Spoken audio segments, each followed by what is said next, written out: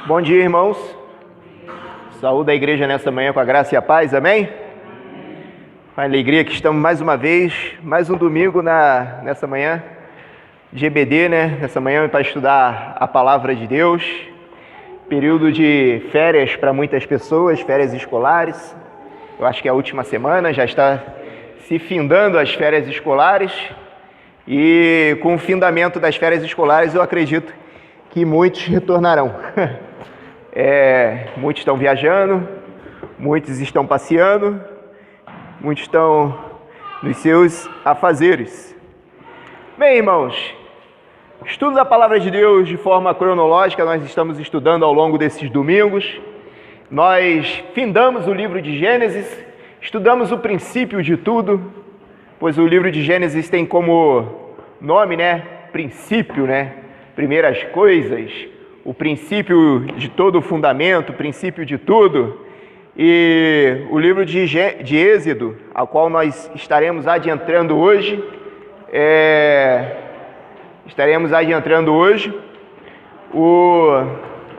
tem outro nome. O pastor falou que os alunos dele já podem subir, se forem chegando, tá bom?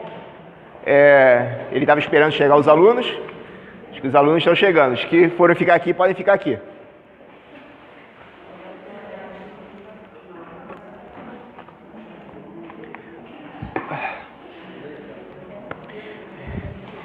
Então, ao longo desses domingos, meus irmãos, nós já vimos bastante coisa.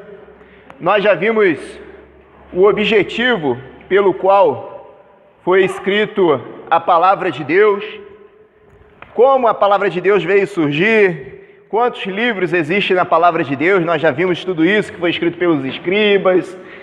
Deus usou homens para estar escrevendo a sua palavra em papiros, a mensagem a qual ele queria. Nós vimos que no princípio Deus criou tudo, não existia nada.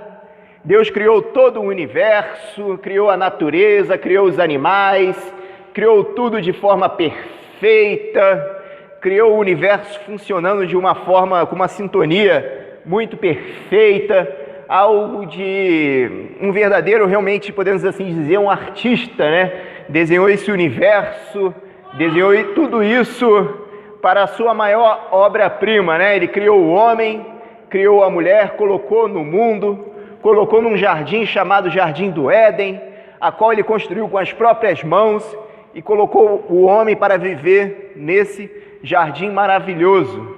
A única função que o homem precisava observar era administrar o jardim e não comer do fruto, a qual Deus proibiu que o homem comesse.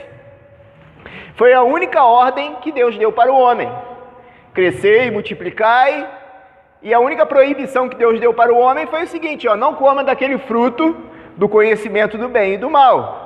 E nós vimos que o homem, de uma forma muito curiosa, tanto o homem como a mulher, eles comeram desse fruto.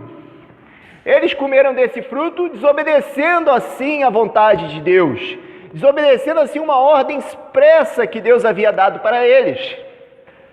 Desobedecendo, eles se envergonharam, se esconderam de Deus, fizeram roupas de figueiras para eles, tentando tampar assim a sua vergonha, tentando assim tampar a sua nudez. Perceberam que estavam nus, porque o pecado já brotava no coração deles.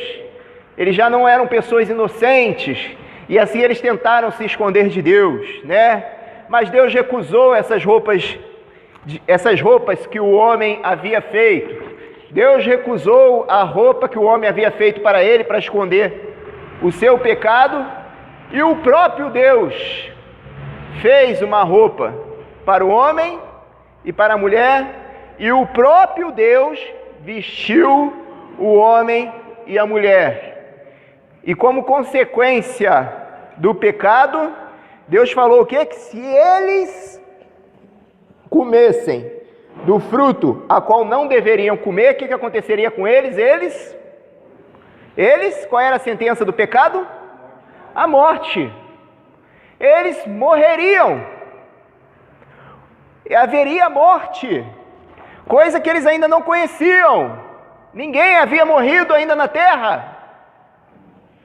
E Deus falou: a partir do momento que vocês me desobedecerem, certamente vocês morrerão. E foi uma morte, meus irmãos, podemos assim dizer, espiritual.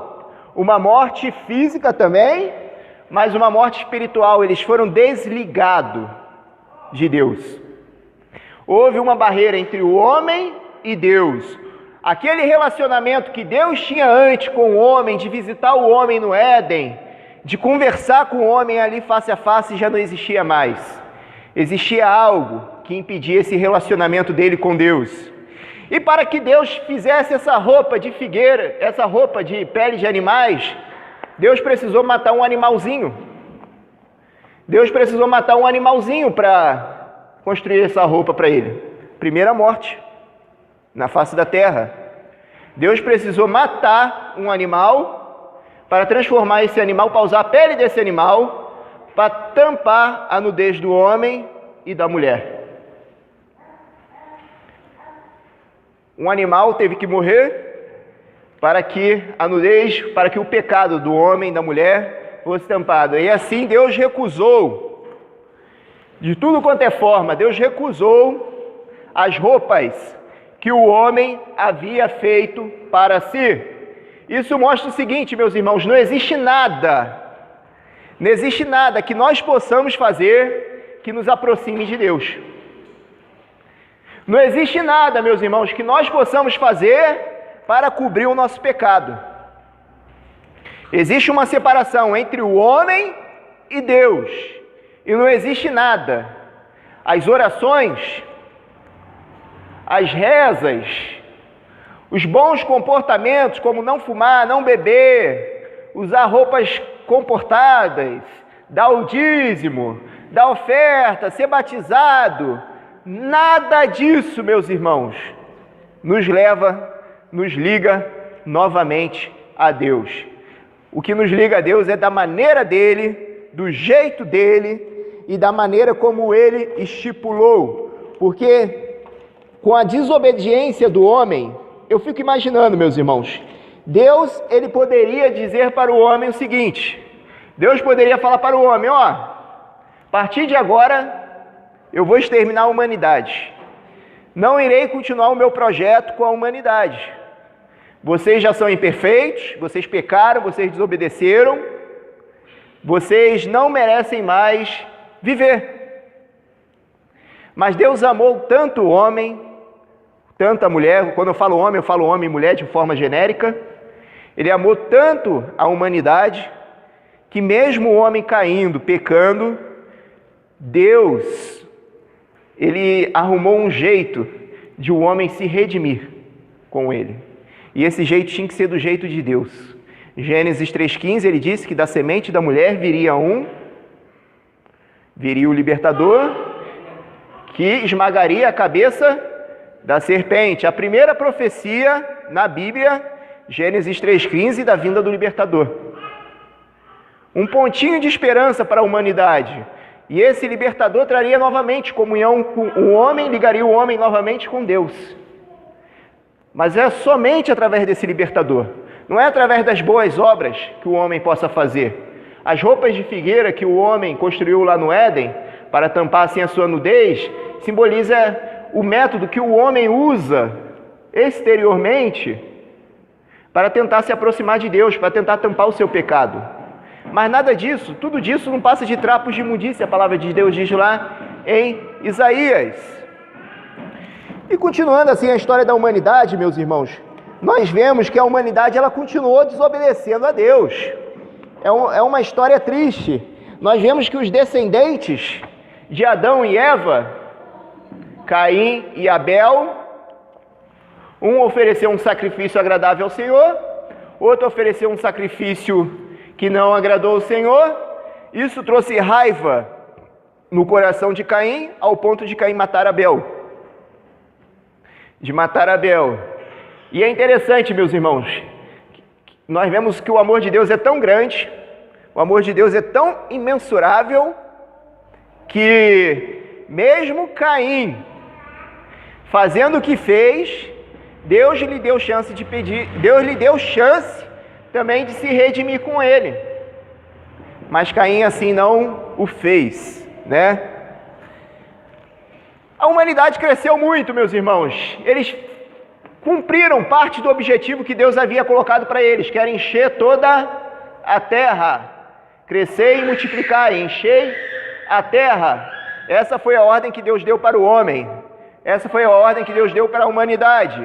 Mas eles cresceram a tal ponto, meus irmãos, mas só que a maldade do homem cresceu também juntamente com o crescimento populacional. A maldade do homem cresceu a tal ponto de Deus olhar para a humanidade e dizer o seguinte: eu me arrependo da criação que eu fiz. E quando Deus fala assim, eu me arrependo da criação que eu fiz, Ele está dizendo que Ele se arrepende de ter criado o homem e a mulher, por causa do pecado. Vocês lembram que na época de Noé o que estava acontecendo? O pecado cresceu de tal ponto que chegou a ser abominação para o Senhor. Lembra o caso dos filhos de Deus, tendo caso com as filhas dos homens? E por causa desse relacionamento anormal dos filhos de Deus, tendo relacionamento com as filhas dos homens, nasceram crianças anormais, nasceram gigantes na terra, gigantes. Aí você me pergunta, como é que um relacionamento... Porque esses filhos de Deus, segundo alguns teólogos, segundo alguns historiadores, os filhos de Deus que a Bíblia cita ali seriam anjos, né? Seriam anjos. Os anjos desceram na terra e tiveram relações sexuais com as mulheres. E isso formou uma geração de aberrações.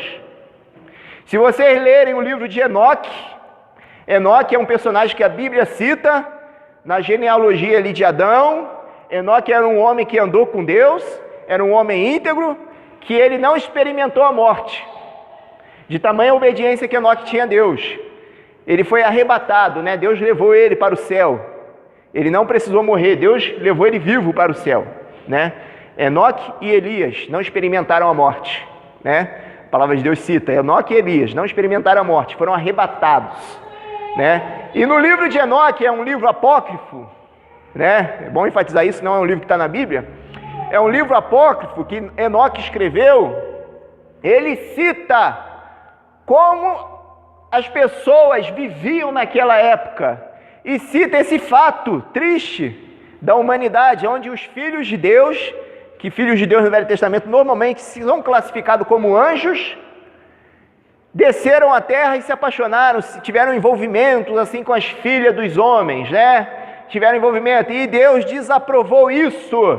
Deus desaprovou isso de uma tal forma que Ele resolveu exterminar a humanidade.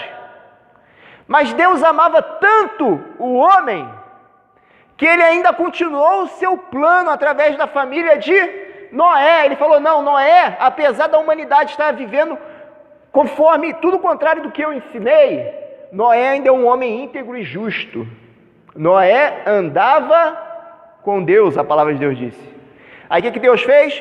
Deus poupou a vida de Noé, a vida da família de Noé, para que assim a família de Noé continuasse o propósito que Deus tinha ainda para a humanidade, que seria de enviar o libertador para salvar a humanidade do pecado.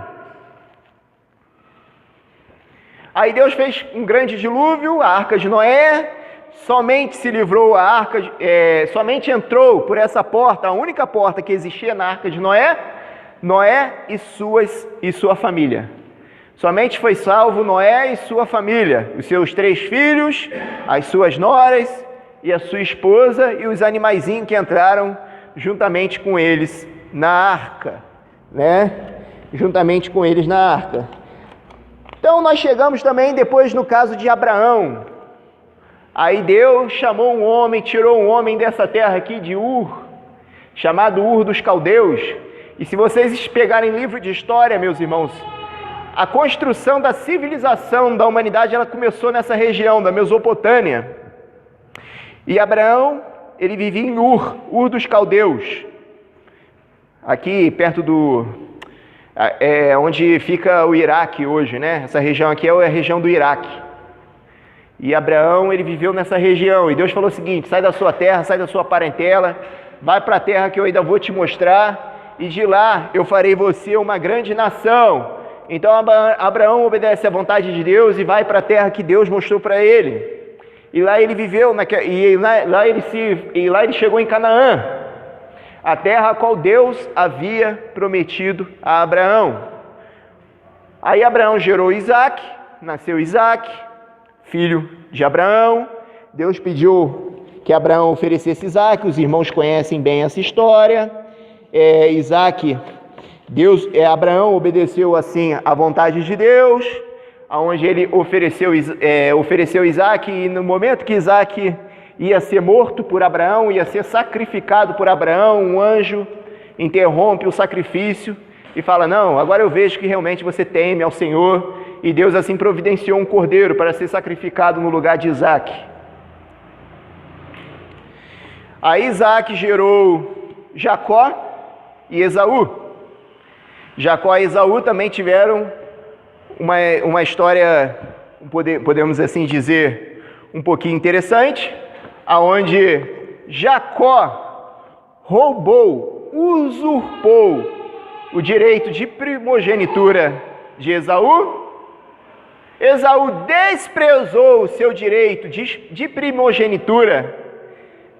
E quando eu falo aqui direito de primogenitura, meus irmãos, seria o direito de cumprir o propósito de Deus, porque o propósito de Deus era o quê? Que através da família de Abraão seria gerada uma grande nação, e dessa nação viria o libertador, aonde libertaria todas as famílias da terra. E quando Esaú despreza o seu direito de primogenitura, ele não está somente desprezando o seu direito de filho mais velho, não é somente a sua herança material que eu estou falando, ele está desprezando essa promessa que Deus havia feito na vida da família dele. Esaú, apesar de ser gêmeo com Jacó, ele era o filho mais velho. Era através dele, era através de Esaú que viria o libertador. Mas por ele jogar fora esse direito, podemos assim dizer, fazer pouco caso desse direito, o direito foi passado para Jacó, porque Jacó valorizou esse direito. Apesar de ter feito de maneira errada, mas Jacó mostrou que valorizou esse direito. E Deus revelou um grande sonho, a Jacó, quando ele fugiu de Esaú, estava indo lá para a região onde o avô dele, o pai dele habitou. Ele teve um sonho onde uma escada ligava a terra ao céu, mostrando que só existe um caminho para você chegar a Deus, mostrando que o único caminho para chegar a Deus é da maneira de Deus, não é da maneira do homem. O homem, há um tempo atrás, há uma história atrás, ele tentou chegar a Deus através da Torre de Babel. Eles construíram uma torre onde eles queriam chegar até o céu, e lá eles falavam que iriam ficar mais perto de Deus, E Deus destruiu essa torre, porque isso desaprovou. Isso foi errado. Não existe outra maneira de se chegar a Deus através do próprio Deus. É através da maneira de Deus, não da maneira do homem. Nós podemos simbolizar a Torre de Babel com as nossas boas obras, assim como as roupas de Adão e Eva. A religião, não é através da religião que você vai chegar a Deus, não é através da obediência, da sinceridade, não é através de cumprir os 10 mandamentos que você vai chegar a Deus, mas sim através do libertador. Somente o libertador pode te ligar a Deus novamente. Aí Jacó, ele voltou para a sua terra, viveu 20 anos fora da terra onde Deus havia separado para ele, até o momento que Deus falou: agora volta para Canaã, porque é Canaã a terra aonde eu irei formar minha nação. E Jacó, ele regressa para Canaã juntamente com as suas 2 esposas e seus 12 filhos. Jacó gerou 12 filhos, e assim ele habitou em Canaã, Em Canaã ele habitou, teve com seus 12 filhos. Nós vimos na lição passada um pouquinho da história de um dos filhos de Jacó, que se chama José. E José, ele foi vendido pelos seus irmãos como escravo. foi vendido para o Egito, e no Egito ele sofreu bastante coisa. No Egito ele foi preso, foi acusado de ter feito coisa que não fez, ficou preso um tempo, ficou um bom tempo da sua vida preso no calabouço do rei Faraó. Mas Deus tinha um propósito para isso tudo, meus irmãos. Nós vimos que através da vida de José, apesar do sofrimento que José passou, da rejeição dos seus irmãos, de ter sido acusado injustamente lá no Egito, de ter sido preso injustamente, Deus tinha um propósito na vida de José. E José, no momento que estava passando por aquilo, ele não estava entendendo nada. Nós vimos isso. Mas ele sabia no seu coração que Deus tinha um propósito para ele. E que Deus ainda iria revelar esse propósito para ele. E Deus revelou. Quando ele viu os seus irmãos chegando até ele parece que acionou um alarme na sua cabeça e falou: agora eu sei o propósito que Deus tinha para a minha vida. O propósito que Deus me trouxe para o Egito é justamente para que a minha família não morra. Porque houve um período de seca na terra. Um período onde a terra ficou 7 anos sem produzir nada. Quando a gente fala assim período de seca, é um período onde não produzia nada. A agricultura não produzia, não tinha nada. Então houve um período de grande fome. E José revelou o sonho de Faraó, onde Faraó havia sonhado com isso e não estava entendendo, e José revelou: esse seu sonho é o seguinte, que haverá um período de 7 anos de abundância, onde a terra vai produzir muito, 7 anos, e vai haver um período de 7 anos de fome, onde a terra não vai produzir nada. Aí José ainda aconselha Faraó: vamos fazer o seguinte, Faraó, faz o seguinte, nesses 7 anos de abundância, você junta alimento, vai juntando alimento, se alimenta, vende, mas guarda um pouco, faz uma reserva, faça uma poupança, para que quando chegar os 7 anos de fome, a gente não venha passar fome, a gente tem alimentos na nossa poupança, tenhamos com que nos alimentar. E José vai além, e José fala o seguinte: não só nós, mas aquelas pessoas que nos procurarem, aquelas nações que procurar o Egito, porque vai saber que no Egito tem comida, nós tenhamos o que dar para eles. Faraó gostou do conselho de José e promoveu José a governador do Egito. E é interessante, estudando a história do Egito, meus irmãos, eu estou estudando para fazer um concurso público, e eu estou estudando justamente as civilizações antigas, né? Mesopotâmia, Egito, e essa semana eu estava estudando sobre o Egito. Coincidiu com a lição. Nunca existiu governador no Egito. Esse cargo de governador nunca existiu no Egito. Somente José, ele foi criado somente para José exercer. Só existiu o cargo do faraó, dos sacerdotes, os militares ali, que era a classe nobre, mas o cargo de governador não existia. O faraó criou esse cargo justamente para colocar José.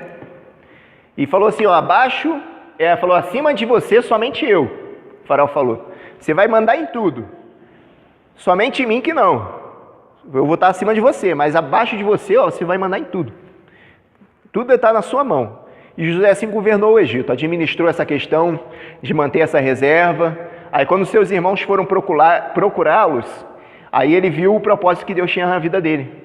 Falou o seguinte, Deus me trouxe para o Egito para que eu revelasse o sonho de Faraó com relação a esse período de fome que vai existir na terra, que iria existir na terra, para que a minha família fosse poupada, minha família não morresse. Aí José se revelou, houve aquele perdão maravilhoso, né? José perdoou seus irmãos se arrependeram. Aí José falou, não estou no lugar de Deus para tirar a vida de vocês, né? Pode falar, irmão. Um pouco antes, né? Lá ainda quando ele estava com os irmãos dele, teve um sonho que não foi interpretado, foi das 7 estrelas que se prostrariam diante da estrela que era ele. Também teve do trigo lá, que se prostraram também perante ele. E seriam os irmãos dele, né? Os irmãos dele, o pai e a mãe, tudo, e aconteceu, quando os irmãos foram até, não sabendo que ele era o governador do Egito, se prostraram perante ele, se prostraram, né? Então aí nessa hora José lembrou, não, meu sonho se concretizou, né? O sonho que Deus... Então foi para isso que Deus me chamou, né? E aí fica uma lição importante, meus irmãos. Deus tem um objetivo na vida de cada um. Na vida de cada um Deus tem um objetivo. Deus teve um objetivo na vida de Jacó, de Abraão, um objetivo na vida de José. Muitas vezes o sofrimento que nós estamos passando, as lutas que nós estamos passando, meus irmãos, tem um propósito maior. É sempre o propósito de nos moldar, nos tornarmos perfeitos, para estarmos assim exercendo a vontade de Deus na nossa vida. Deus só há de revelar a sua vontade quando nós estivermos preparados para receber a vontade dele. Então é necessário passar por esse período, é necessário passar por essa provação, para sermos aprovados e assim exercermos de forma perfeita a vontade de Deus. E assim findou-se, meus irmãos, a história do Gênesis. E agora nós estaremos entrando no Êxodo. Nós vimos que com o período de fome que a terra passou, José, ele pediu para que a sua família fosse ao Egito, viver no Egito nesse período de fome. Falou assim, busque meu pai, busque todo mundo que ainda está vivo da família de meu pai e traga para o Egito, para que eles possam viver aqui nesse período de fome, para que eles não passem necessidade onde eles estavam vivendo. E assim ele mandou uma carruagem real, quando ele avisou Faraó mandou a carruagem real lá para buscar Jacó e a sua família, e Jacó foi juntamente com a caravana de Faraó, e assim eles chegaram no Egito. E assim eles começaram a morar no Egito, né? Nós vimos também na lição passada, meus irmãos, que através dos 12, como foi formada as 12 tribos de Israel, que foi formado por 10 filhos de Jacó e mais os 2 filhos de José, a divisão das 12 tribos, né? Benjamim, Naftali, e assim vai, né? Rúben, eram os filhos de Jacó e mais os 2 filhos de José, né?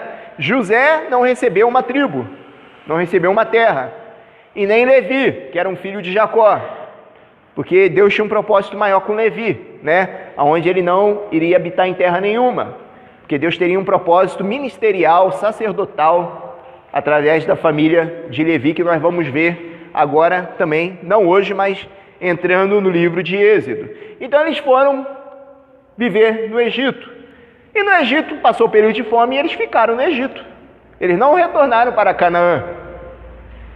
Era para eles viver esse período de 7 anos, no caso era 5 anos, porque quando eles foram procurar alimento no Egito já haviam se passado 2 anos de fome, então restavam 5 anos de fome. Eram para eles viverem esses 5 anos no Egito e depois regressar para Canaã, porque Canaã é a terra que Deus prometeu a Israel, é a terra que Deus prometeu aonde formaria a sua nação. Mas só que eles foram para o Egito e lá ficaram. Por quê? Egito já era uma cidade muito desenvolvida. Egito era uma grande potência, tanto tecnológica como financeiramente. Então era muito mais fácil você viver no Egito do que viver em Canaã, que não tinha nada ainda. Canaã ainda deveria ser desenvolvida, né? Eles deveriam desenvolver a nação de Canaã, de Israel ainda. Então, Canaã era um tremendo matagal, podemos assim dizer, e o Egito já era uma grande cidade. Então quando eles chegaram no Egito, não, vamos ficar aqui. Aqui tá bom, aqui tem comida, aqui tem trabalho, nós somos bem tratados aqui, né? Nós somos bem tratados, então vamos ficar em Canaã, no Egito. E assim eles ficaram, tiveram filhos, cresceram, morreu José, morreu Jacó, morreu todos os irmãos de José, morreu os filhos de José, e a nação de Israel permaneceu no Egito. Vamos abrir a palavra de Deus no livro de Êxodo, para estarmos entrando nesse livro hoje. Êxodo capítulo 1.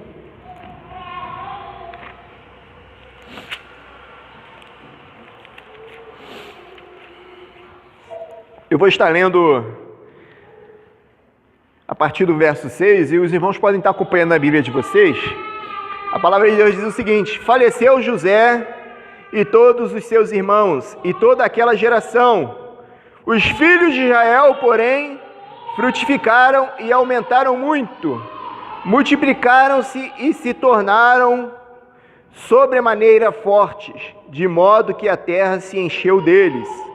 Então se levantou um novo rei sobre o Egito, que não conhecera José. Disse ele ao seu povo: o povo de Israel é mais numeroso e mais forte do que nós. Eia, usemos de astúcia para com ele, para que não se multiplique e, vindo a guerra, ele se ajunte com os nossos inimigos, peleje contra nós e saia da terra. Então puseram sobre eles feitores para os afligirem com as suas cargas. Assim, os israelitas edificaram para Faraó cidades celestes de Pitom e Ramsés. Todavia, quanto mais os egípcios os afligia, o povo de Israel mais se multiplicava e se espalhava, de maneira que os egípcios se inquietavam por causa dos filhos de Israel. Até aqui. Então nós vemos aqui, meus irmãos, que José já era morto, os irmãos de José, morreu todo mundo. Havia se passado 400 anos. Eles já estavam vivendo 400 anos no Egito. Já estavam bem instalados no Egito. 400 anos é muito tempo, são 4 séculos, né? 400 anos eles já estavam vivendo no Egito. Eles viviam justamente nessa margem aqui, nessa região do Egito aqui, ó, perto do mar Mediterrâneo, aonde é classificado como Baixo Egito.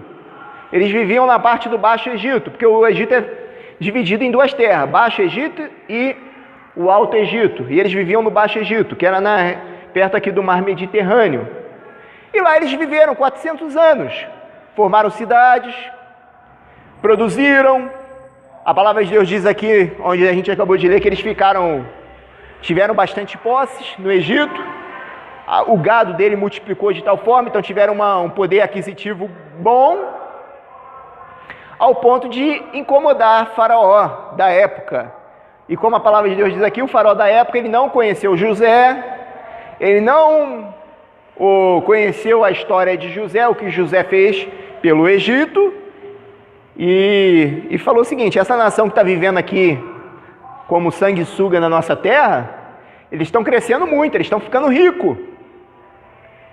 O que vão fazer com eles? Vamos fazer o seguinte: vamos multiplicar, vamos tratar eles agora como escravos, porque eles podem crescer demais, formar uma rebelião, saquear as nossas cidades e ir embora com as nossas riquezas. Essa era a preocupação de Faraó. Falou: não, eles vão crescer muito, eles vão ficar fortes, vão saquear as nossas cidades, vão fazer uma rebelião aqui, vão saquear as nossas cidades e ir embora com as nossas riquezas. Aí falou: não, vamos escravizar esse povo. Aí o povo que viveu 400 anos livre, agora já era escravo, eram obrigados a construir pirâmides, eram obrigados a fazer trabalho forçados para o Egito, né? E é interessante que a gente lendo a história aqui de Faraó, né? A preocupação de Faraó com os judeus, com os hebreus, era a mesma preocupação de Hitler com os judeus lá na Alemanha. Por que Hitler perseguiu os judeus na Alemanha? Sabe por que Hitler perseguiu os judeus na Alemanha? Porque os judeus eram muito ricos na Alemanha. Eles viviam na Alemanha, mas eles eram banqueiros, eram pessoas de grande posição na Alemanha. Eles tinham muitas riquezas vivendo na Alemanha. Aí Hitler falou: não, esse povo aí que vem lá de fora e tem posição aqui na Alemanha, não, vamos pegar os bens dele, tratar eles aqui como indigente. Aí ele criou o negócio da raça pura, falando que os judeus eram a raça impura, e também escravizou os judeus, assim como o Faraó fez, né? Assim como o Faraó fez, perseguiu os judeus. Mas a palavra de Deus diz aqui que quanto mais Faraó aumentava o sofrimento dos judeus, mais os judeus se fortaleciam, mais eles se multiplicavam, mais eles cresciam, a ponto de intrigar cada vez mais os egípcios, falando: esse povo está ficando muito forte, nós não podemos mais com ele, esse povo está ficando muito forte. Aí qual foi a ideia mirabolante que Faraó teve? Aí Faraó falou o seguinte: vamos contratar algumas parteiras e vamos pagar essas parteiras. Quando eles tiverem filhos, elas vão e matam os filhos no momento do parto, fala que nasceu morto. E as parteiras tinham uma decisão ali tomar, obedecer a Deus ou obedecer à voz de Faraó. E o que as parteiras fizeram? Elas desobedeceram o Faraó e obedeceram a Deus. E quando o Faraó questionou elas, falou, vocês não estão matando os meninos? Aí elas falaram, não, é que as mulheres hebreias, as judias, elas são mulheres muito fortes, mulheres de muito vigor. Antes da gente chegar lá, o menino já nasceu. Elas conseguem fazer o parto sozinha. E com isso a gente não consegue fazer nada. Aí a palavra de Deus diz aqui no capítulo 1 que Deus abençoou essas parteiras por terem desobedecido a voz de Faraó e obedecido a palavra de Deus. Aí Faraó tomou uma decisão radical. Não vamos mais matar os judeus no silêncio, vamos matar na cara dura mesmo. Quem manda aqui somos nós. Aí Faraó chegou e falou para o seu exército, todo menino que nascer na aldeia, no Baixo Egito, vocês vão lá e matam. Só deixa as meninas. Mas os meninos vocês matam. Todos que nascerem, matem. Os que já são vivos, deixem vivo. Porque eles vão trabalhar para nós. Mas todos os que nascerem a partir de hoje, vocês matem. Sabe por quê? Porque ia chegar uma hora, porque não ia ter mais homem, não ia ter mais a nação de Israel. Como é que vai ter uma nação de Israel só de mulheres? Aí vai formar a tribo das Amazonas, né? A tribo das Amazonas, da Mulher Maravilha? Só de mulheres, né? Não, aí não ia ter mais homens. Um dia os homens que já eram vivos iriam morrer, iriam sobrar só as mulheres. Então, com isso, seria extinta a nação de Israel. Então, os soldados egípcios fizeram isso. Começaram a matar todos os meninos que nasciam. Entraram de casa em casa, recém-nascido. Aí enfiava a espada. Outro recém-nascido aqui, enfiava a espada. Nasceu outro ali, está com 5 meses. Opa, escondeu bem de nós, ainda matava. E matou todas as crianças recém-nascidas. Capítulo 2, meus irmãos. O nascimento de Moisés. Um homem da tribo de Levi casou-se com uma descendente da mesma tribo. A mulher concedeu e deu à luz a um filho. Vendo que ele era formoso, escondeu 3 meses. Então a mãe aqui de Moisés gerou Moisés, conseguiu esconder Moisés por 3 meses. Ficou criando ali Moisés 3 meses escondido. Aí o verso 3. Não podendo, porém, escondê-lo por mais tempo, tomou um cesto de juncos e o revestiu de betume e piche. Então pôs nele o menino e o largou entre os juncos à beira do rio. Sua irmã postou-se de longe para saber o que lhe havia de acontecer. A filha de Faraó desceu para se lavar no rio, e as suas donzelas passeavam pela beira do rio. Ela viu o cesto no meio dos juncos e enviou a sua criada para tomá-lo. Abrindo-o, viu o menino, e ele chorava, e ela teve compaixão dele, e disse: Este é o menino dos hebreus. Então disse sua irmã, a filha de Faraó: Queres que eu vá chamar uma ama dentre as hebreias que crie este menino para ti? Respondeu-lhe a filha de Faraó: Vai. Foi, pois, a moça e chamou a mãe do menino. Então lhe disse a filha de Faraó: Leva este menino e cria, que eu te darei o teu salário. A mulher tomou o menino e o criou. Sendo o menino já grande, ela o trouxe à filha de Faraó, que o adotou. Ela lhe pôs o nome de Moisés e disse: Das águas o tirei. Então nós vemos aqui que a mãe de Moisés, quando ela viu, depois desses 3 meses, que ela não conseguia esconder mais o bebê, porque o bebê chorava, o bebê ficava resmungando, né? Não tinha mais como ela ficar ali escondendo o bebê em silêncio, sem que os outros percebessem. Ela tomou uma decisão um tanto difícil, mas uma decisão onde ela confiou em Deus. ela criou um cesto, um betume, aí revestiu aquele cesto com piche para impermeabilizar o cesto e colocou o cesto sobre a água do rio Nilo e deixou o rio levar o menino. E esse cesto ele foi parar justamente aonde? Justamente aonde a filha de Faraó estava se banhando. Justamente onde a filha do homem que mandou matar todos os meninos hebreus. Deus faz, meus irmãos, tudo perfeito.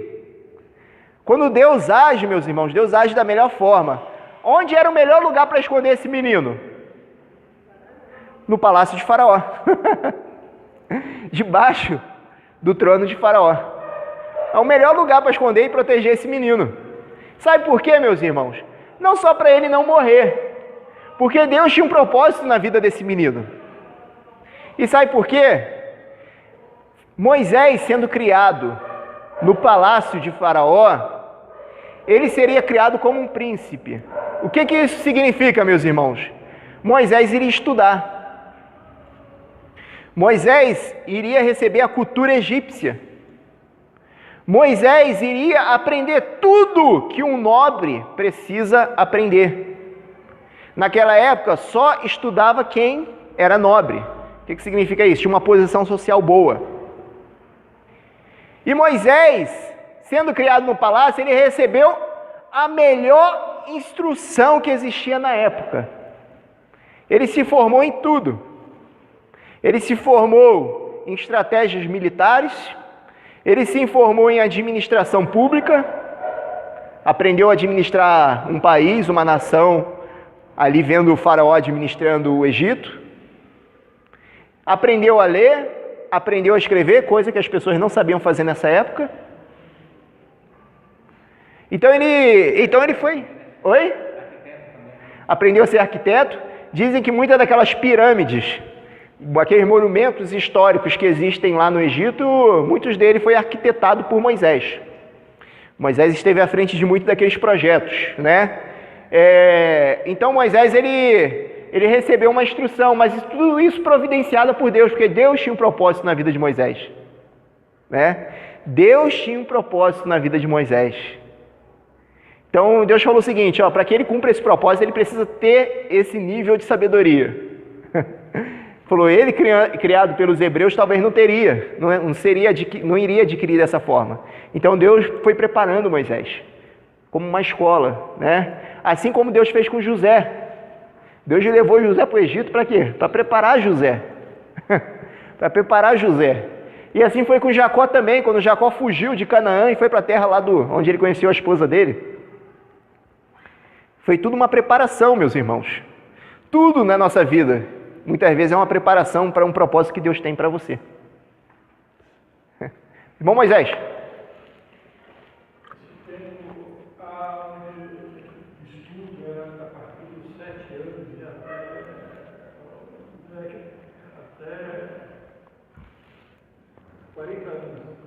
40 anos. Ele Ele ficou 40 anos no Egito. Então, sendo preparado para ser como o faraó. Então, Uhum. E o propósito disso é transformar aquela enorme família em nação. Então Moisés ele foi preparado para isso, para transformar aquela família, que era a família de Jacó, em nação. Então, quando a gente lê Gênesis, com todas aquelas histórias, só poderia ter mais acesso a essas histórias antigas quem estava sobre o Egito, porque eles tinham todo esse material guardado. O Egito, sobre essa época, seria como aquela universidade dos Estados Unidos, Harvard, Então, pense um garoto chegando lá, um menino, e ali dentro ele teve toda a sua seu estudo em todas as ciências, em todas elas, homem já com meia idade, aí ele está formado. Está formado. Quanta coisa já tem? Tem uma teoria, tá? São duas. Uma delas é fácil, vocês podem ver o que tem. Há quem defenda que o alfabeto nosso foi feito pelo Moisés. No Monte Sinai lá, enquanto ele era pastor, então tem essa ideia, tem essa teoria. Uns refutam para dar um apoio à Bíblia religioso. Mas é uma teoria válida que ainda hoje é que se debatida. Então, o terceiro nível, como ele foi preparado. É uma pessoa extremamente aonde é que foi preparado. E ao mesmo tempo, se a gente vê a pessoa dele é uma pessoa onde medrosa, tinha as suas limitações, interessantes esse paralelo. Uma pessoa super preparada, ao mesmo tempo é carente e tal. Um homem que quando a Bíblia chama ele de manso, um homem mais manso, é porque realmente ele era submisso a Deus. Isso. Porque ele precisava disso. Uhum. Mesmo com toda aquela ciência, com todo aquela carga dele toda, né, de informação, mas ao mesmo tempo ele tinha essa carência. E em Deus, ele foi suprindo isso. E foi aonde ele foi toda essa bênção aí, de poder escrever salmos, Gênesis, que é um livro bem complexo. Isso. Tem muita informação ali. Formação científica, né? É. Então ele veio aonde tudo isso é muito importante. Então a gente vê aí que Deus, ele levou Moisés, como o irmão Moisés ali, o irmão Moisés falando que levou Moisés para o Egito, justamente para receber essa instrução. E realmente, meus irmãos, realmente, aí aqui a gente encontra, meus irmãos, também, a gente pode tirar até lição, principalmente com os jovens, né? Muitas vezes a gente não entende o propósito de nós estarmos na escola, estudando. Para que estudar? Só para ganhar dinheiro? Só para ter uma boa profissão? Muitas vezes não. Realmente para você ter uma boa profissão, para ter uma posição legal, para ter uma renda legal, mas para fazer a vontade de Deus também. Deus pode capacitar pessoas que não têm estudo? Pode. Mas se você pode e tem condições de investir no seu estudo para Deus te usar nessa área, Deus vai te usar muito mais. Pode falar, irmã. E o faraó, ele não tinha filho homem, só tinha filha mulher? Não, ele tinha filho homem. Tinha. Tanto é que quando nós vamos ver, Ramsés II.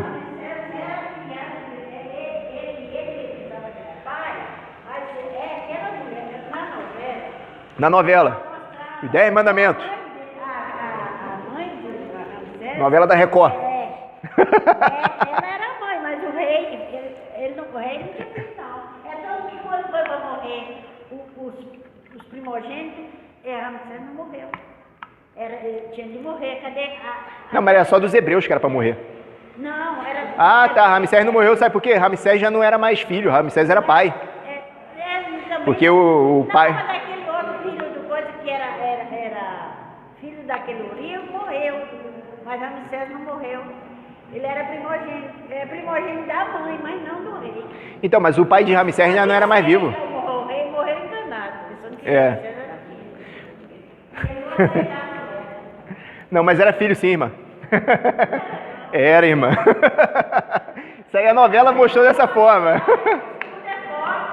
A novela mostrou dessa forma. Mas a novela ali tem... A novela foi muito... Eu achei que a novela foi muito fiel à cultura mesmo. Foi muito fiel à história, ao período histórico e à cultura. Mas ele teve filho sim, irmã. O faraó teve, e muitos.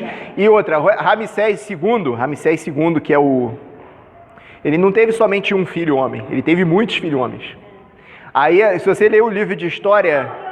Tem uma Bíblia lá que mostra.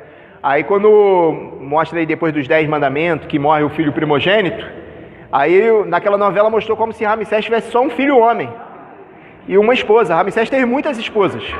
Ele teve filho com outras esposas. E quem assumiu o trono depois dele foi um filho dele de uma escrava que vivia bem longe do Egito. A história mostra dessa forma.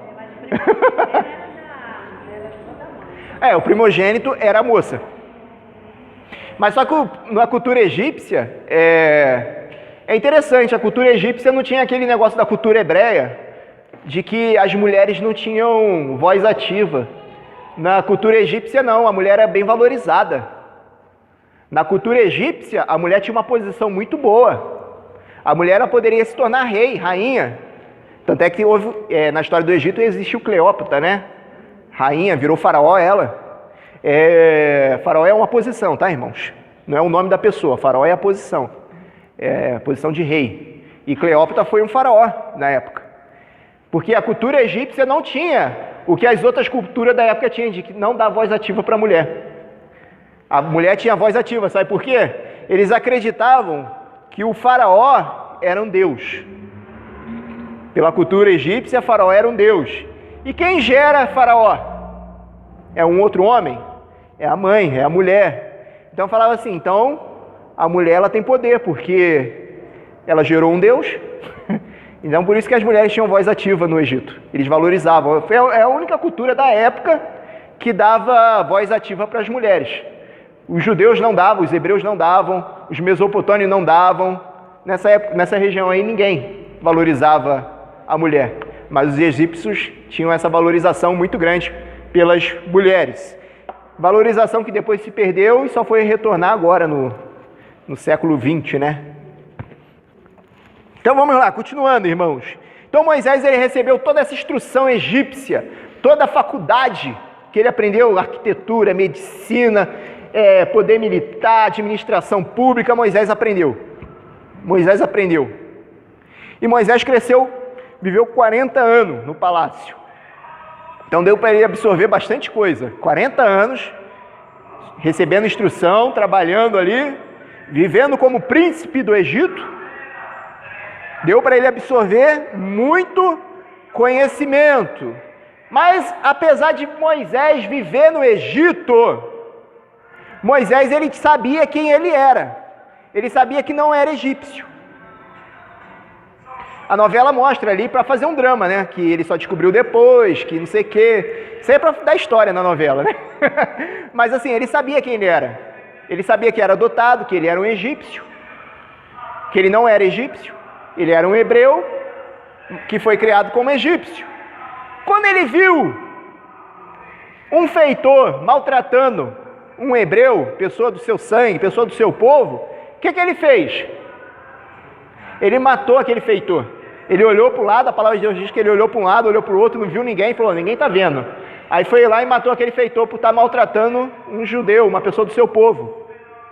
Aí a palavra de Deus diz que ele ficou, ninguém viu, enterrou o camarada na areia, enterrou o corpo na areia, pronto, escondi o meu pecado. Aí ele está vivendo lá de boa, aí ele vê 2 hebreus brigando. Ele vê 2 hebreus, o pessoal do seu povo brigando. Aí ele vai lá querer apaziguar. Pô, por que vocês estão brigando? Não brigam não, vocês são do mesmo povo, mesmo sangue, são irmãos. Aí um deles fala o seguinte, quem é você para julgar a nossa causa? Por acaso você é rei, é juiz nosso? Vai fazer com a gente igual você fez com aquele egípcio lá, que você matou e enterrou? Aí ele falou, caramba, alguém viu. Aí ele ficou com medo da notícia se espalhar, o que ele fez? Fugiu. Aí a notícia se espalhou, chegou a Faraó. Nessa época, isso eu estudei paralelamente, estudando para o concurso público, nessa época a Mesopotâmia e o Egito adotou essa lei, que é a lei de Talibã, sei lá, a lei de Taliã, que é aquela olho por olho e dente por dente. Se você mata, você deve morrer. O egípcio tinha essa lei com eles, olho por olho e dente por dente. Então, pela lei egípcia, Moisés deveria morrer por ter matado um egípcio. Aí Faraó acendeu a ira de Faraó contra Moisés. Moisés fugiu para não morrer na mão de Faraó. Fugiu para não morrer na mão de Faraó, né? Verso 11 do capítulo 2. Vou estar lendo aqui para os irmãos estarem se contextualizando com a palavra de Deus.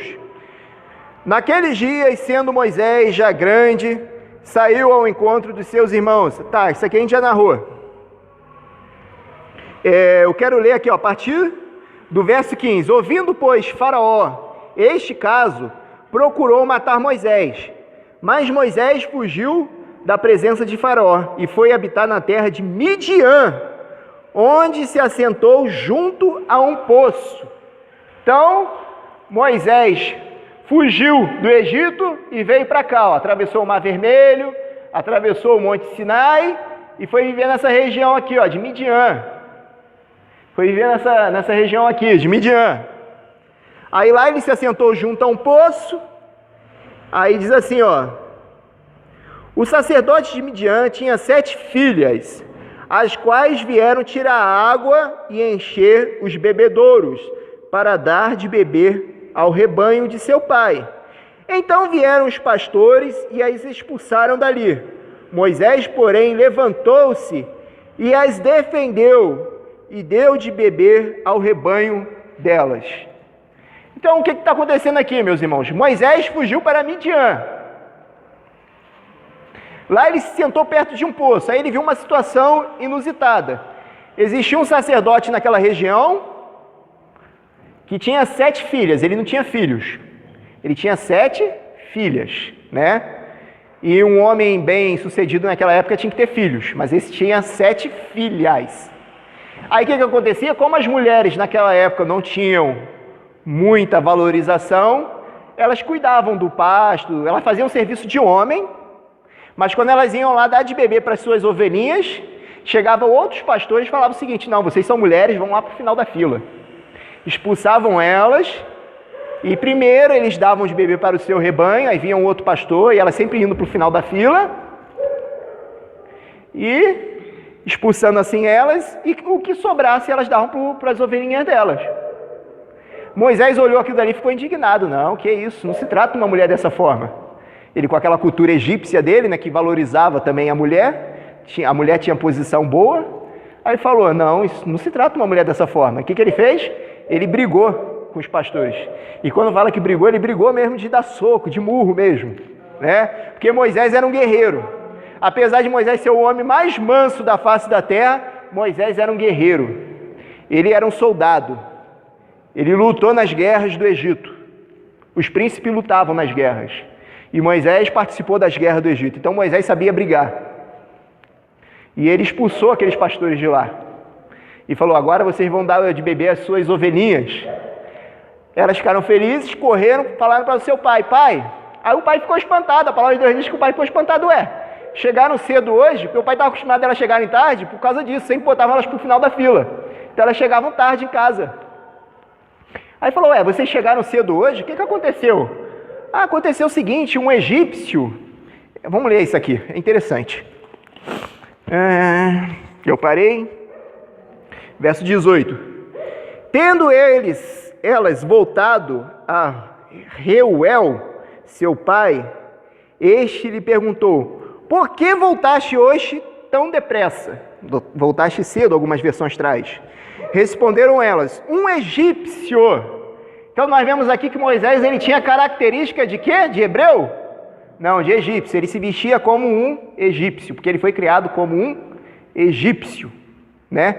Ele se comportava como um egípcio. Então elas pensaram que ele era egípcio.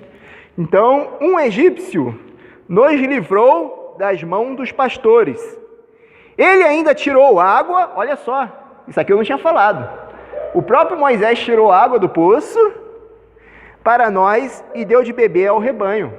Moisés tirou a água do poço, deu de beber a elas e ao rebanho. Você vê que o comportamento de Moisés é um comportamento diferente dos hebreus. Vocês lembram quando os servos de Abraão foram buscar uma esposa para Isaac? O que eles fizeram? Eles chegaram para o poço, mesma situação, chegaram no poço e falou: aquela que der de beber a nós e ao nosso gado, essa é a esposa perfeita. Então a mulher chegou lá, tirou a água do poço, e tirar água do poço é uma coisa complicada, porque é um serviço pesado, o balde é pesado, descer até o fundo do poço, aí vem com aquela manivela, até subir.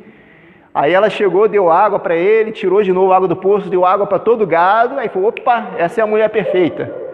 Moisés ele foi cavaleiro, ele mesmo tirou a água do poço, E ele mesmo deu de beber tanto a elas como aos animais delas, né? Então, um comportamento diferente que ele tinha dos hebreus, né? Ele era uma pessoa cavalheira, podemos assim dizer, né? Um partidão. Deu de beber ao rebanho. Verso 20. Ele perguntou às suas filhas, o pai delas perguntou às filhas: onde está ele? Por que deixaste lá o homem? Chamai para que coma pão. Moisés concordou em morar com aquele homem, e ele deu a Moisés a sua filha Zípora. Então nós vemos aqui, quando o pai ouviu essa notícia, ele tinha 7 filhas, ele falou: caramba, esse aí é um partidão para minha filha, né? O camarada expulsou, eu não tenho nenhum filho homem para me proteger e proteger minhas filhas. Eu já sou velho, não tenho força para proteger a minha casa. Esse camarada chegou lá, lutou pelas minhas filhas, ainda serviu os meus animais e as minhas filhas. Um partidão, não, vou chamar esse cara para casar com uma das minhas filhas, né? E convidou Moisés para viver com ele, e ele se casou com a filha mais velha chamada Zípora, né? E assim Moisés passou a viver nessa terra de Midian. Ele viveu quanto tempo no Egito, que eu falei? 40 anos. E em Midian, sabe quanto tempo ele viveu? Mais 40 anos. Então, meus irmãos, 40 anos, Deus instruindo Moisés aqui de toda a ciência, cultura, de tudo que ele poderia aprender e absorver do Egito. E precisou Moisés viver mais 40 anos em Midian para ter uma vida completamente diferente que ele tinha do Egito. No Egito ele era príncipe. Aqui ele se tornou um fazendeiro. Aqui ele se tornou um pastor de ovelha. Aqui ele tinha uma posição alta, aqui uma posição baixa. 40 anos aprendendo no Egito e mais 40 anos aprendendo humildade em Midian. Deus falou: agora você já recebeu uma instrução boa. Agora você precisa aprender a ter humildade. E eu vou te ensinar a ter humildade em Midian. E ficou 40 anos vivendo em Midian. Esses 40 anos, meus irmãos, também é Deus preparando a vida dele. É Deus trabalhando. Tu acha que é fácil para uma pessoa que viveu no palácio, como um príncipe, viver longe, viver sem aquele conforto todinho? Não é fácil, irmãos. Não é fácil uma pessoa se adaptar a esse estilo de vida. Mas Moisés teve que aprender a se adaptar. E a palavra de Deus diz que ele se adaptou. Se adaptou, ficou ali pastoreando as ovelhinhas, trabalhando, trabalho braçal, coisa que ele não estava acostumado a fazer, trabalho braçal. Normalmente tinha pessoas que faziam isso para ele. Ele arquitetou lá as pirâmides, mas ele não colocou um tijolinho naquela pirâmide. Tinha os escravos lá, hebreus, que colocavam aquele tijolo nas pirâmides. Ele só trabalhava com a mente, né? Então, aqui ele teve que fazer um trabalho braçal, teve que se sujar, teve que dormir numa casa simples. De repente não tinha aquele colchão de penas de ganso, igual tinha no palácio de Faraó. Teve que dormir num colchão duro, de madeira, não sei como é que era o colchão dessa época, né? De palha, né? Botava palha ali embaixo, uma coberta em cima e já era, né? Então ele teve que aprender a viver de uma forma humilde. Deus estava trabalhando no caráter dele. Deus trabalhou na formação intelectual dele, agora estava trabalhando no caráter dele. Falou: agora o seu caráter precisa ser moldado. Você precisa aprender a ter mais humildade agora, para se tornar aquele servo a quem eu separei para estar libertando o meu povo para viver na terra que eu mostrei a Abraão, né? E assim ele viveu 40 anos em Midian.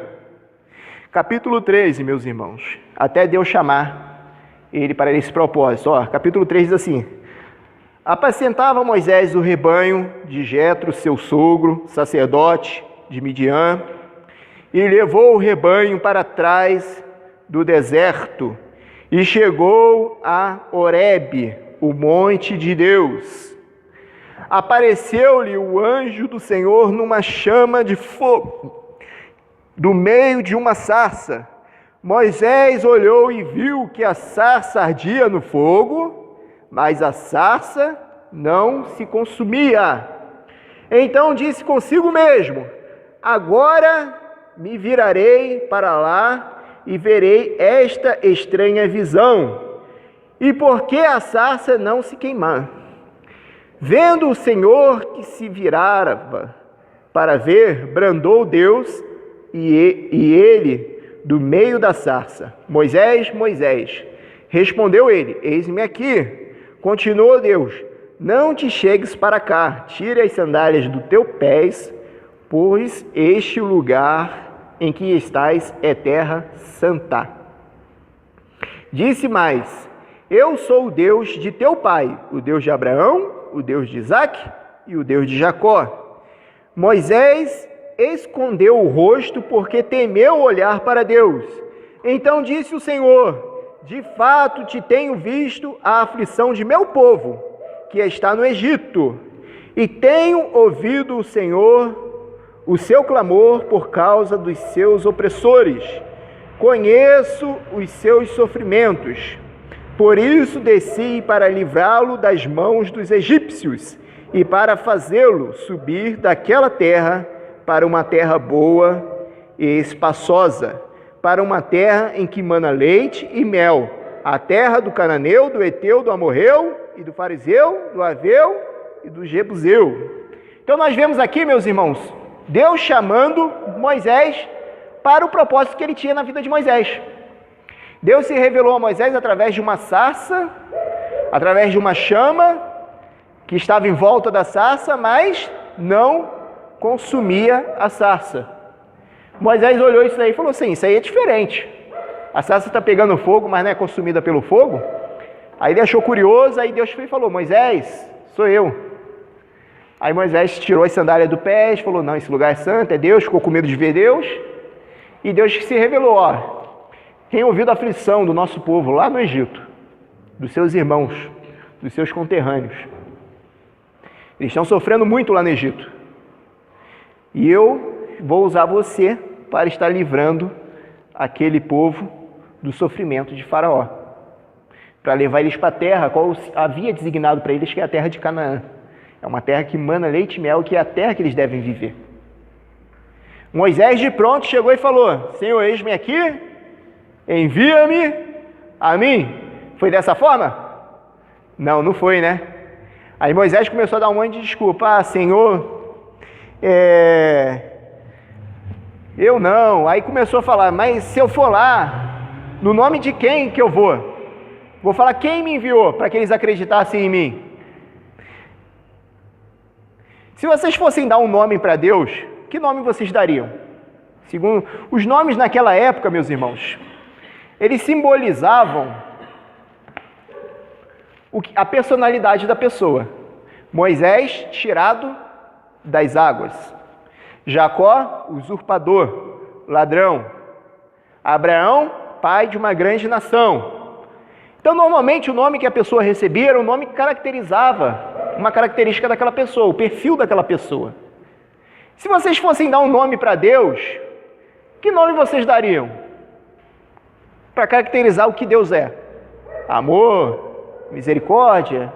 Que nome vocês, como é que vocês caracterizariam Deus? Difícil, né? Eterno. Que ele é eterno, oi? É um monte, né? Fica difícil mesmo, porque Deus é eterno, Deus é amor, Deus é misericordioso, Deus é justo. Aí falou: Deus é o Deus do céu, o Deus da terra, oi? Poderoso, onipotente, onisciente. Fica difícil você caracterizar. E Deus falou: caramba. Aí Moisés fala: no nome de quem que eu falo que eu estou indo? No nome de qual Deus? Porque os egípcios acreditavam em muitos deuses.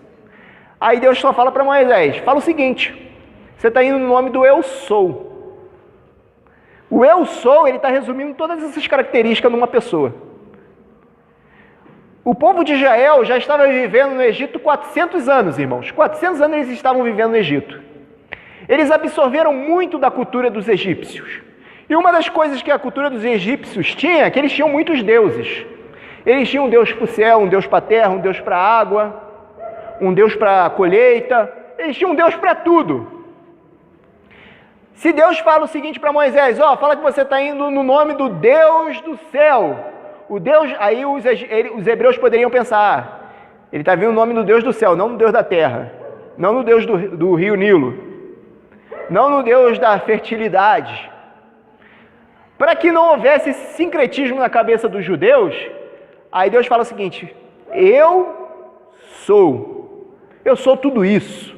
Eu sou o Deus do céu, eu sou o Deus da terra, eu sou todo poderoso, eu sou tudo. Deus resume todas as características dele nessa única palavra: eu sou. E também o fato de Deus dizer assim para Moisés: eu sou, ele está querendo dizer o seguinte: eu não devo satisfação a ninguém. Eu não devo satisfação ao faraó, eu não devo satisfação a você, Moisés, eu não devo satisfação aos hebreus, eu sou. Pronto, e acabou. Aí Moisés continua tubidiando, falando: Senhor, não vai dar certo, eles não vão me ouvir e tal. Eu sou uma pessoa que não sei falar direito, não sou eloquente. Aí Deus fala o seguinte: não é você que vai fazer, sou eu que vou fazer através de você. Sou eu que estou te enviando, Moisés. Você só vai ser um instrumento na minha mão. O que, irmã? Como sempre, a desculpa que todos usam. Que todos usam, né? Eu não sou capaz. Às vezes Deus está te chamando para uma obra: não sou capaz. E Deus está te falando: vai evangelizar em tal lugar: não sou capaz, eu não sei evangelizar. Eu não sei falar, não sei cantar, não sei orar. Né? A gente sempre dá uma desculpinha: eu tenho vergonha. Acho que a maioria das desculpas que a gente dá: eu tenho vergonha de falar ali na frente. Não é que preciso falar aqui na frente, mas eu tenho vergonha de fazer tal coisa, eu não sou capaz de fazer tal coisa. Moisés recebeu um monte de instrução egípcia, meus irmãos. Ele tinha um grau de estudo que nenhum hebreu tinha. Moisés tinha um grau de conhecimento e um grau de estudo que nenhum hebreu tinha. E mesmo assim ele falando que não era capaz. Mas durante 40 anos ele desconstruiu muita coisa que tinha sido construída. Sim, muitos conceitos, tal. Ele se tornou, Mas... começou a sentir até pequeno, né? Sim, é porque ele foi se sentindo inferiorizado. Porque a Zípora, né, a Zípora fazia a maior crítica dele, que ele não sabia fazer nada. Ele não sabia fazer os trabalhos braçal. Mas os conhecimentos de ler, escrever... Porque, irmão, se tem uma coisa que ninguém consegue tirar de você, é o seguinte: é o conhecimento que você adquire. O que você estuda... Mas às vezes a pessoa fica debaixo. Ninguém tira isso de você. O conhecimento que você adquire ao longo dos seus anos, ninguém consegue tirar isso de você. Ninguém. É tanto que nem o craque tira dos caras que ficam lá jogar. Não, é. É um advogado.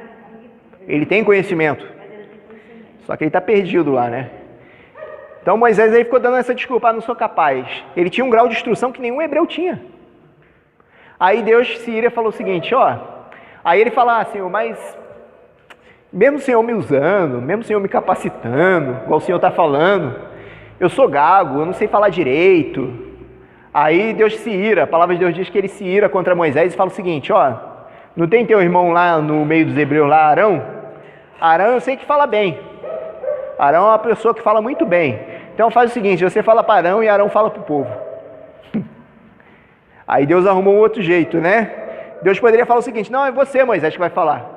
Mas Moisés ficou dando tanta barreira que Deus falou o seguinte: eu vou usar Arão para estar falando no seu lugar.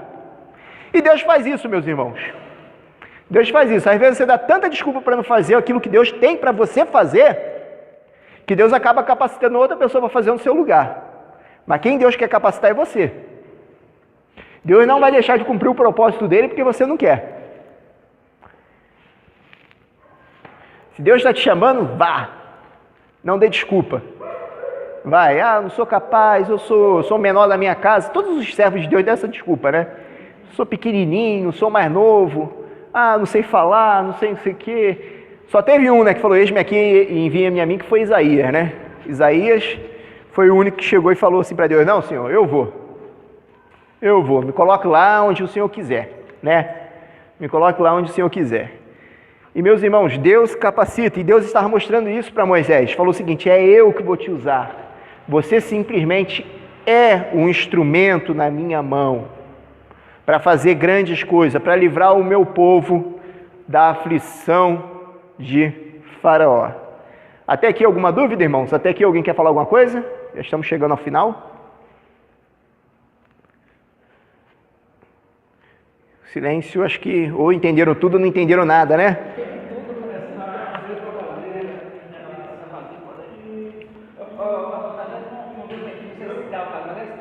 Oi? Moisés. Mas a gente está se identificando que eu sou, Jesus faz Também essa referência. eu sou. Eu sou. Eu sou o caminho, eu Sou a verdade. eu sou a vida, eu sou a ressurreição. Ou seja, ele está se identificando com esse eterno, que ele é o eterno. Né? A gente às vezes tem um certo problema em achar Deus e Jesus ser outra pessoa. Não. Jesus é Deus. Ele falou, eu sou, né? Porque ele, dessa maneira, eu sou o caminho, eu sou, né? E quando ele se identifica-se assim, ele se põe mesmo a ser mais um Deus, ao eterno. Porque nós não somos nada. Eu sou o Orives, eu sou um vendedor. Não. Você está vendedor, está Orives, está professor, porque o que realmente é, mas é Deus. É Deus. Ele é. Verdade. Quando ele diz eu sou, porque ele é o eterno. Né? A gente acha que a gente é mais alguma coisa. Não, nós estamos sempre alguma coisa, mas nós não estamos. Não somos como ele é. como ele é. Isso é verdade. Fala, irmão. Sem falar que agora Moisés volta para o Egito, né? Já não é mais o faraó, né? E sim Ramsés, que é como se fosse um irmão para ele, né? Isso mesmo. Se vocês lerem os versículos anteriores do capítulo 3, vocês vão ver que o atual faraó que perseguia Moisés morreu e assumiu um novo faraó, que é Ramsés, né? Que é Ramsés II, né? E domingo que vem nós vamos ver esse retorno de Moisés ao Egito e ele enfrentando o faraó face a face, tá bom, irmãos?